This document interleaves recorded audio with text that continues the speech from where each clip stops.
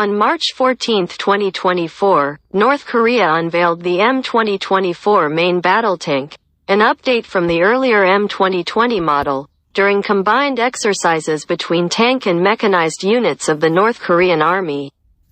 Amid ongoing joint military drills between South Korea and the United States, the M2024 main battle tank incorporates several features aimed at enhancing its operational capabilities while also raising questions regarding North Korea's tank design principles.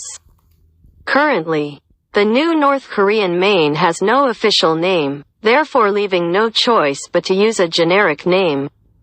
The first version of this tank, the M2020, was first revealed in October 2020 during a military parade marking the 75th anniversary of the Workers' Party of Korea, WPK.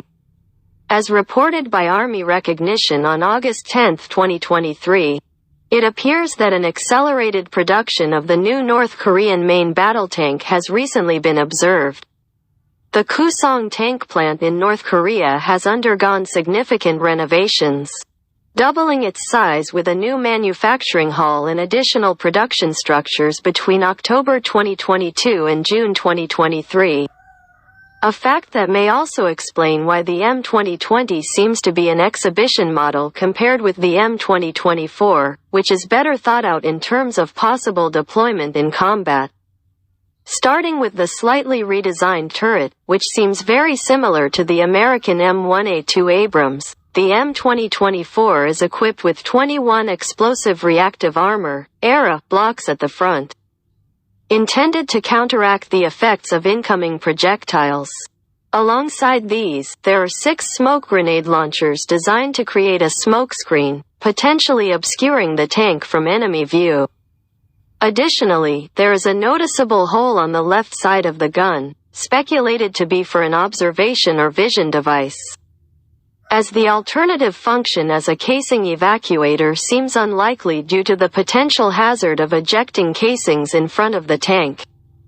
The turret also includes 2 rectangular boxes that resemble components of an active protection system, APS, which are typically used to intercept incoming projectiles before they reach the vehicle. The right side of the turret is fitted with a launcher for 2 anti-tank guided missiles, ATGMs, capable of pivoting like the tow launcher found on the American Bradley, indicating an ability to engage different types of targets with what observers believe to be BULSAE-3 missiles, a copy of the Russian-made Kornet anti-tank missile. Each side of the turret also features approximately 12 ERA components and 2 blocks of 3 smoke grenade launchers, with another set of rectangular boxes suggestive of APS units. Maybe the laser alarm receiver radars. The top of the turret is outfitted with meteorological equipment, presumably an anemometer, and on the left side, what may look like a crosswind sensor, alongside 2 antennas, presumed for communication purposes, and 2 observation systems, likely for improved battlefield surveillance. We can also see what looks like a commander's panoramic sight mounted on the right side of the turret roof, a gunner sight just below, and another fixed episcope on the right of the commander's cupola. The turret is completed with 2 hatches, possible blowout panels at the rear for safety measures, and a storage basket. According to Sugar_WSBN, the circular element observed on the left side of the M2020 tank's turret top might serve as a manual shell casing ejection hatch. If we assume that the tank's layout positions the loader on the left side of the turret, with the captain and gunner on the right, and the driver in the center of the chassis. Given the placement and orientation of this element, if intended as a shell ejection hatch for a manually loaded 125mm smoothbore gun, raises questions about the efficiency and safety of such a design, especially under combat conditions. The M2024 tank is said to be equipped with an engine with a minimum power output of 1,200 horsepower, allowing for a maximum speed of 65 km per hour, for an estimated weight ranging from 50 to 55 tons. Additionally, There are assumptions that the M2024 may include modern fire control and communication systems.